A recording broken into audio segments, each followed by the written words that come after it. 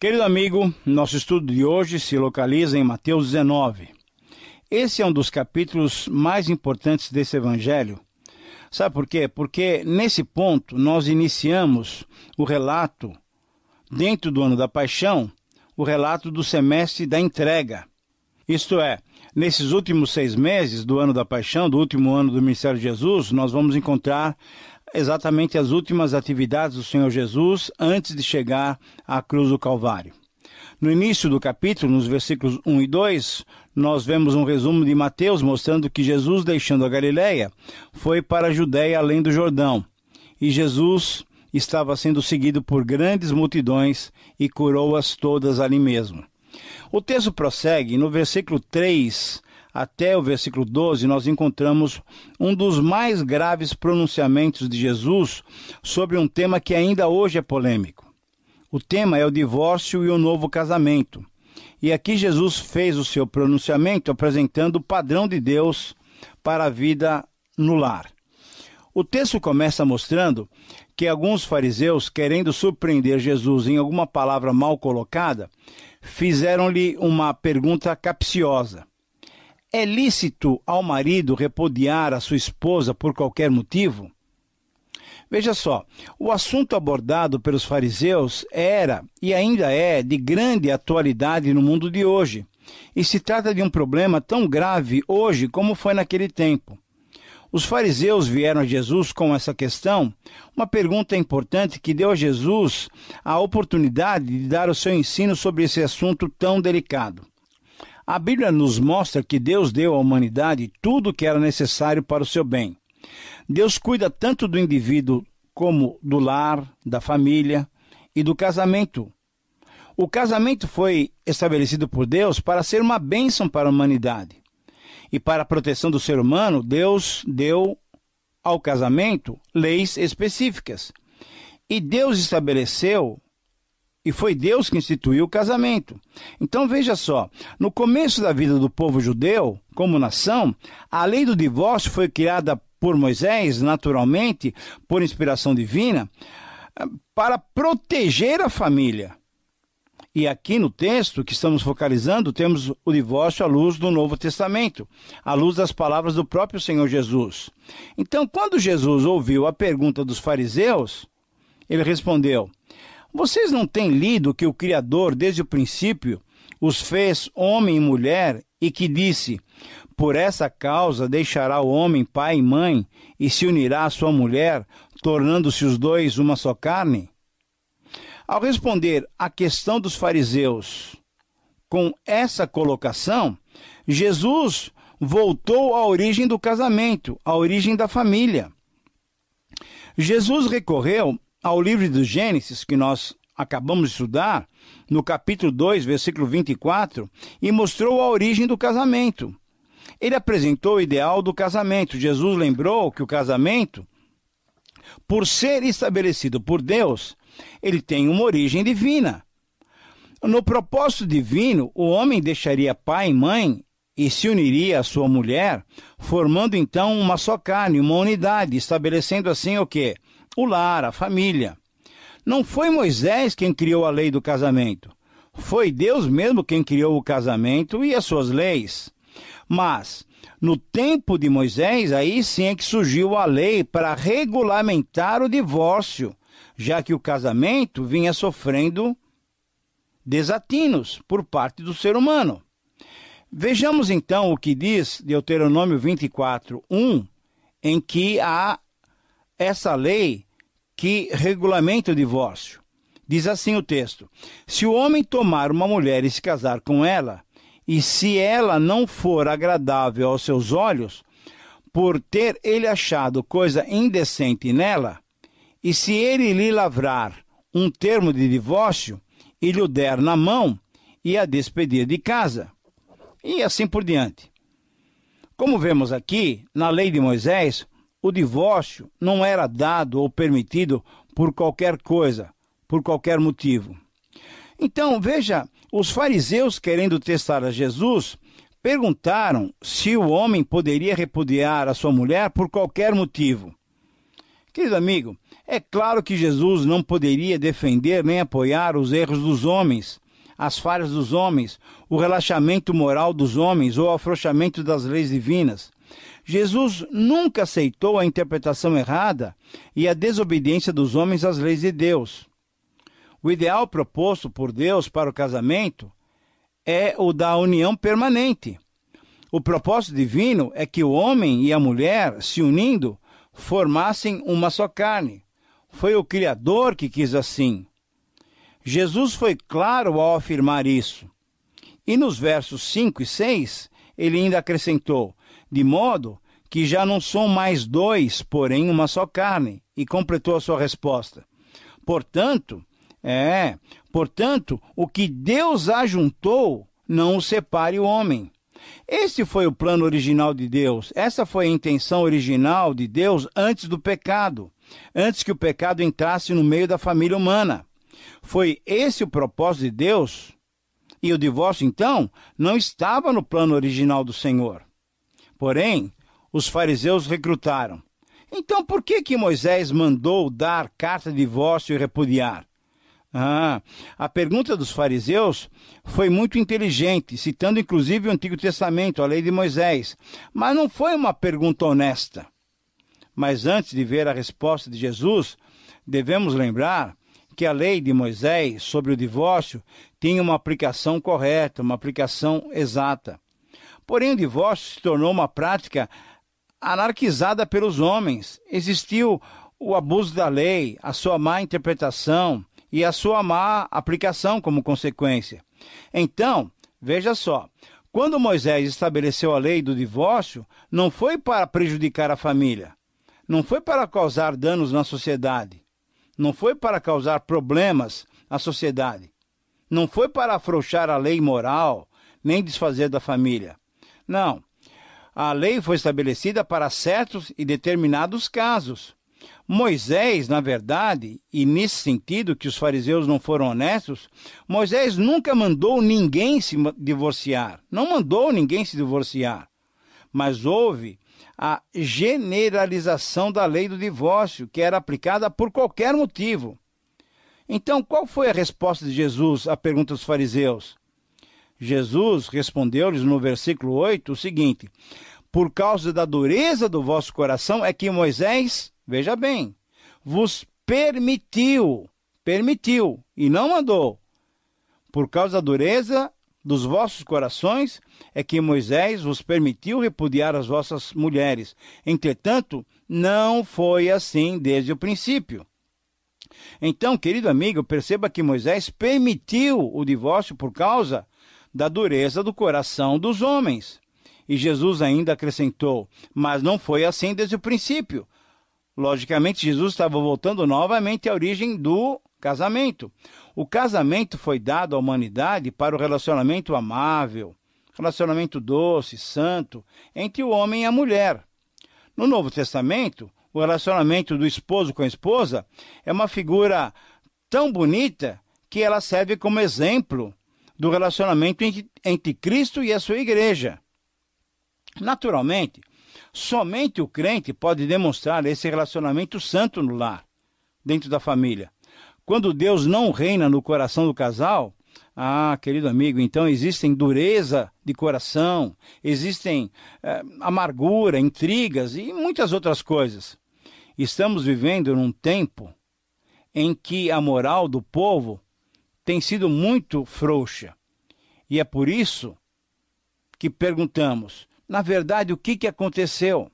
Ora, por causa da dureza do coração e da maldade do coração do homem é que estamos vivendo isso.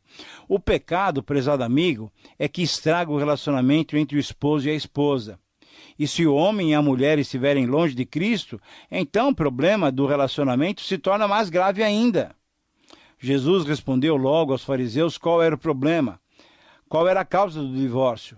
Era a dureza do coração. Mas a palavra de Deus diz que há perdão para todos os que verdadeiramente se arrependem dos seus pecados, sejam quais forem eles. Deus perdoa também a pessoa divorciada e a desquitada que se arrepende, que reconhece o seu pecado e aceita Jesus Cristo como seu Senhor e Salvador. Mas ainda no versículo 9, Jesus disse assim: Eu, porém, vos digo, quem repudiar a sua mulher, não sendo por causa de relações sexuais ilícitas, e casar com outra, a esse comete adultério. Então aqui encontramos algo realmente novo. Jesus colocou as coisas nos seus devidos lugares e certamente surpreendeu os fariseus dos seus dias com as seguintes palavras: Eu, porém, vos digo, quem repudiar a sua mulher, não sendo por causa de relações sexuais ilícitas, e casar com outra, comete adultério. Mas veja, essas palavras de Jesus, com certeza, surpreendem muitos fariseus de hoje também. Como podemos ver, as palavras de Jesus ditas aqui, para o Senhor Jesus, o adultério quebra o vínculo do casamento e representa uma situação, uma única situação em que o divórcio pode ser aplicado. Mas alguém poderia perguntar, mas e os outros casos? Não tenha dúvida, querido amigo, que há muitos casos de casamentos totalmente esfacelados por aí. Mas veja bem, não existe na Bíblia divórcio para qualquer outro caso. Lemos em 1 Coríntios capítulo 7 que há a possibilidade de haver separação. Porém, isso não é divórcio. Divórcio é permitido somente no caso de adultério. Não há na Bíblia fundamento para o divórcio que não tenha como causa o adultério. Paulo diz que o cônjuge cristão pode santificar o seu cônjuge ainda não cristão, vivendo ao lado dele. O divórcio foi dado para ajudar o lado inocente, no caso de infidelidade conjugal, permitindo a vítima casar-se de novo. Naturalmente, esse divórcio, esse novo casamento, refere-se ao cristão. Deus não está regulando a vida dos não cristãos, dos descrentes. Para os descrentes, Deus oferece primeiramente o quê? A mensagem de salvação, a mensagem da cruz. Deus quer que o descrente primeiro venha a Jesus Cristo. Mas vamos voltar ao tema do divórcio. O divórcio só é permitido no caso de uma pessoa que foi vítima de infidelidade conjugal. Apenas a parte inocente é que é visada pelo divórcio e não a parte culpada. As leis de Deus são justas e elas são feitas para fazer justiça e nunca para favorecer o pecado ou para favorecer as inclinações más dos homens. Diante dessa, então, objetividade de Jesus, no versículo 10, veja só, até os discípulos ficaram admirados e disseram que, ora, se essa era a condição do homem relativamente à sua mulher, então não seria conveniente nem se casar. Em outras palavras, os discípulos disseram, bom, seria melhor permanecer solteiro para se evitar muitos problemas. Nisso não há dúvida.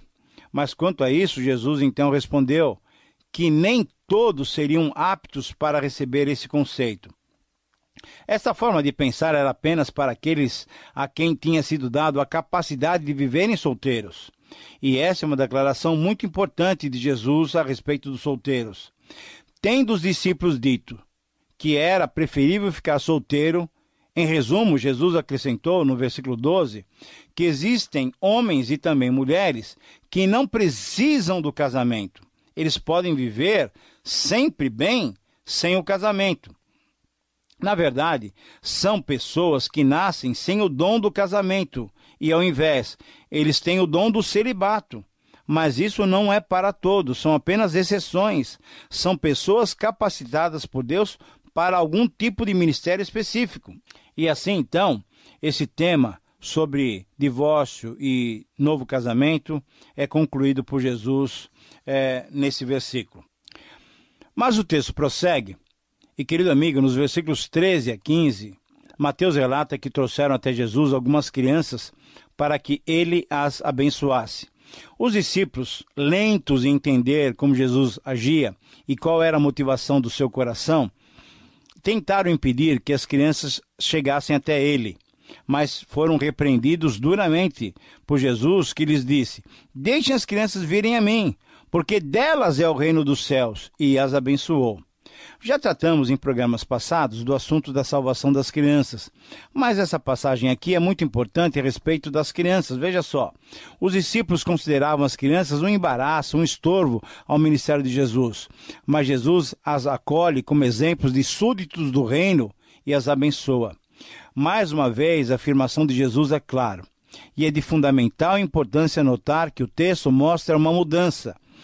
O versículo 13 refere-se às crianças, mas ao advertir os discípulos, Jesus refere-se aos pequeninos. Ora, uma vez que a entrada do reino é pela graça de Deus e não por conquista ou por obras humanas, os pequeninos simples, dependentes e humildes como as crianças e também as crianças, desfrutam do direito especial das bênçãos divinas.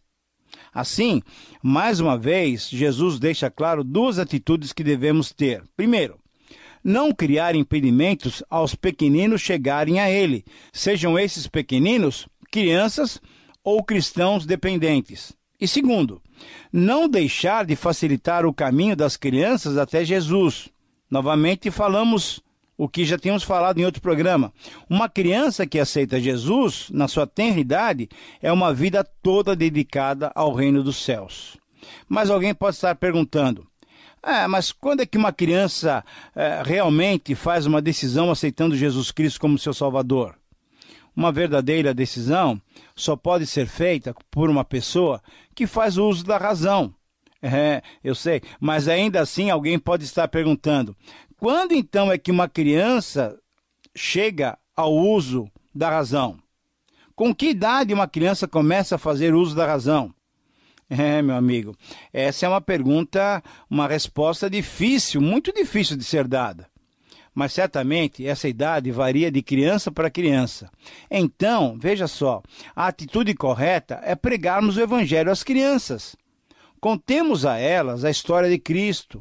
E quando chegarem à idade da razão, a idade do uso da razão, então devemos levá-las a fazer uma decisão mais concreta, mais racional pelo Senhor Jesus Cristo. Querido amigo, diante de nós, então, temos agora os versículos 16 a 30 que completam o capítulo, e nesses versículos nós encontramos, de uma maneira muito interessante, 3 contrastes bem claros. Em primeiro lugar, nos versículos 16 a 26, temos o contraste de valores entre o jovem rico e Jesus. O jovem rico se esforçava por obedecer às leis do Antigo Testamento, pensando que com isso ganharia a vida eterna. Mas, infelizmente, ele não estava disposto a lidar com seu problema, com seu coração dividido. Ele sentia dentro de si um vazio espiritual. Muitas pessoas sentem esse vazio interior. Então ele perguntou a Jesus, o que me falta ainda? E Jesus lhe respondeu que se ele quisesse ser perfeito, isso é, se ele quisesse realmente agradar a Deus, ele deveria ir, vender tudo o que tinha e, demonstrando seu amor ao próximo, deveria dar as suas riquezas, distribuindo aos necessitados. E depois sim ele poderia seguir a Jesus. Jesus estava pedindo àquele jovem uma prova da sua afirmação de que ele cumpria todos os mandamentos desde a sua infância. A falta de disposição em cumprir essa nova ordem de Jesus, de vender tudo, mostrou, na verdade, o coração dividido daquele rapaz. E demonstrou que ele ainda era um pecador carente da salvação que tanto buscava. E diante da reação do jovem, Jesus mostrou aos discípulos a dificuldade de um rico ser salvo. Disse-lhes que seria mais fácil um camelo passar pelo fundo de uma agulha, e essa afirmação então trouxe aos discípulos uma constatação. É praticamente impossível se salvar. Eles raciocinaram assim, se um rico, que no conceito daquela época era abençoado por Deus por causa da sua riqueza, teria dificuldade para obter a salvação, então, praticamente seria impossível, tremendamente difícil para qualquer um homem simples ser salvo. Mas respondendo a esse raciocínio incorreto, Jesus afirmou, podem ter impossíveis aos homens, mas para Deus tudo é possível. Mas antes de irmos para o segundo contraste, deixe-me falar algo com relação a essa questão de um camelo passar pelo fundo de uma agulha. Muitos têm discutido sobre essa palavra, e aqui, na verdade, querido amigo, agulha é agulha mesmo. E como é impossível passar um camelo pelo buraquinho, pelo fundo de uma agulha, era essa a expressão que Jesus quis mostrar, como seria difícil um rico passar para a salvação por causa da sua riqueza. O segundo contraste surge exatamente desse episódio. Veja só, no versículo 26, então Jesus contrasta a esperança, a expectativa da salvação.